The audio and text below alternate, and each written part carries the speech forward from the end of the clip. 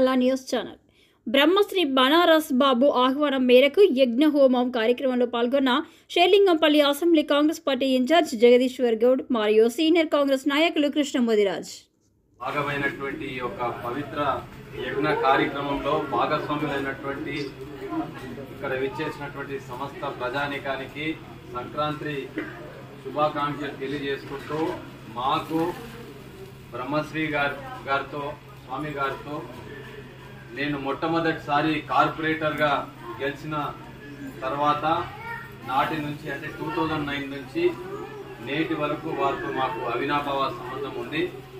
ఆధ్యాత్మికంగా వారు ఎంతో అంచెలంచెలుగా మరి ఎదుగుతూ ఉన్నప్పటికీ క్షేత్రస్థాయిలో ఉన్నటువంటి అందరితోటి మమేకమై ఒక చక్కటి పవిత్రమైనటువంటి కార్యక్రమాలు తీసుకొని దైవ సంబంధించినటువంటి కార్యక్రమాలు చిత్తశుద్ధితోటి వీరి యొక్క ఏదైతే దీక్ష కానీ వీరి యొక్క భక్తి కానీ లేకపోతే ఏదైతే అంకిత భావంతో చేస్తూ ఉన్నారో వీరి వల్ల సమాజానికి శ్రేయస్కరమైనటువంటి పరిణామాలు ఎన్నో చోటు చేసుకున్నాయి.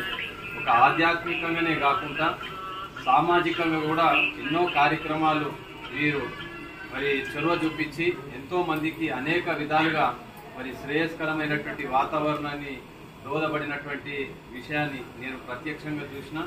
వారి మధ్యలో మరి నేను ఇక్కడ ఈ యొక్క పవిత్రమైనటువంటి కార్యక్రమంలో మమ్మల్ని భాగస్వాములు చేసినందుకు ఈరోజు సంక్రాంతి వేడుక అంటే ప్రతి వాళ్ళు కూడా పిల్ల పాపలతోటి మరి ఇంట్లో తినుబండారాలు చేసే కార్యక్రమంలో కానీ పిల్లలు మరి కైట్స్ ఎగిరేసే కార్యక్రమంలో భాగం కానివ్వండి, ముగ్గులు వేసే కార్యక్రమంలో భాగం కానివ్వండి, లేకపోతే హాలిడే ఉంది కదా అని చెప్పి ఎంటర్టైన్మెంట్ విషయమై పిక్చర్లు కానీ లేకపోతే ఫ్యామిలీతో బయట వెళ్ళి గడిపేటటువంటి ఆస్కారం చాలా సహజంగా చూస్తూ ఉంటాం.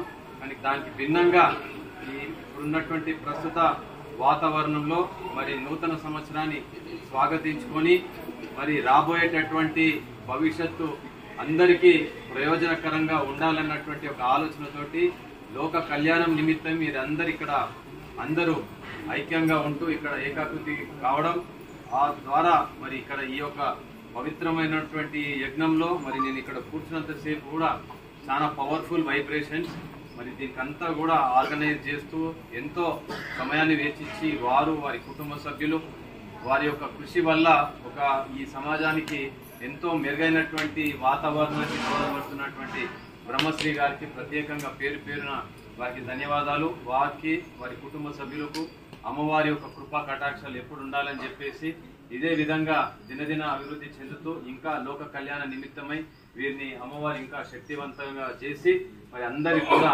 ఆరోగ్యకరమైనటువంటి వాతావరణం ప్రసాదించే విధంగా ఆ భగవంతుడు వారి కుటుంబ సభ్యులకు ఆయురారోగ్యాలు సుఖ సంతోషాలు అష్టైశ్వర్యాలు కల్పించి ఇంకా ఈ యొక్క టెంపుల్ చూస్తా ఉన్నా నేను ఒక 6 years క్రితం ఇక్కడికి రావడం జరిగింది. ఆ రోజు మీరు ఎప్పుడైతే ఉపవాసం చేస్తారో సింపుల్ గా ఎన్నో రోజులు 21 రోజు ఆ టైంలో కూడా చేసి ఉపవాసం ఉంటూ మళ్ళా ఆ పరిస్థితుల్లో మరి మమ్మల్ని మీరు అల్పాహారం తీసుకోవాలని చెప్పేసి నైట్ టైంలో వారు జస్ట్ ఒక చిన్న ఇట్లా మెతుకు తీసుకొని మాది ఇంతే అయిపోయింది అని చెప్పేసి మా కడుపు నిండా భోజనం పెట్టి పంపించినటువంటి వ్యక్తిత్వం వీరిది. కాబట్టి భగవంతుడు ఇలాంటి వారిని ఇంకా సమాజంలో ఇలాంటి సేవలు అనేవి చాలా అవసరం.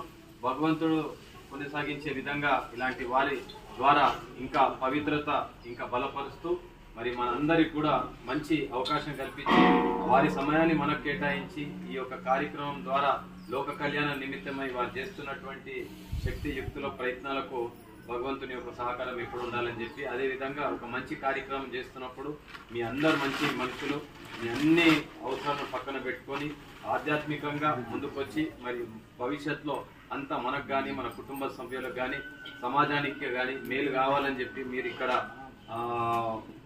ఉంటూ సమయాన్ని వెచ్చించినందుకు మీకు కూడా ఆ భగవంతుని యొక్క కృపా కటాక్షాలు అందరిపైన ఉండాలని చెప్పి అవకాశం ఇచ్చినటువంటి బ్రహ్మశ్రీ గారికి మరి పేరున ధన్యవాదాలు తెలియజేస్తా ఉన్నా. ఇంకా 4-5 ప్రోగ్రాంలు ఉన్నాయి.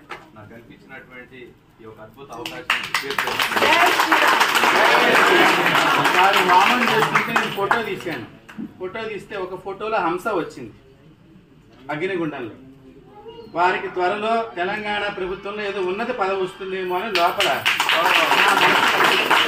వారి తర్వాత వారి నెంబర్ నాకు కూడా మన గ్రూప్లో కూడా పెడతాను. చూడండి హంస వాహనం ఎలా వచ్చింది అనేది. అందుకనే వారికి వైబ్రేషన్స్ ఎక్కువ ఉన్నాయని తెలిసిందంటే కారణం భగవంతుడు వచ్చాడు. ఎప్పుడైనా ఒకటి గుర్తుపెట్టుకోండి, ఆయన చాలా బిజీగా ఉన్నా కూడా ఇంత చక్కగా వచ్చి ఒక మాల 108 సార్లు మంత్రధ్వనితో రామనామం ఇక్కడ హోమం జరిగిందంటే వారి కుటుంబం ఇంకా ఎల్లప్పుడూ కూడా వృద్ధి చెందాలి. 10 మందికి వారు ఇంకా సేవలు చేస్తూ వారు నిండు 100 ఏళ్లు సమాజానికి వృద్ధి కలిగే కార్యక్రమాలు చేస్తూ మరిన్ని ఉన్నత పదవులు తొందరలో వారి పదవి వచ్చింది గురువు గారని చెప్పి మనల్ని అందరినీ పిలిచే భాగ్యాన్ని ఆ అమ్మవారు వారికి కల్పించాలని చెప్పి కోరుకుంటూ జై భగవాన్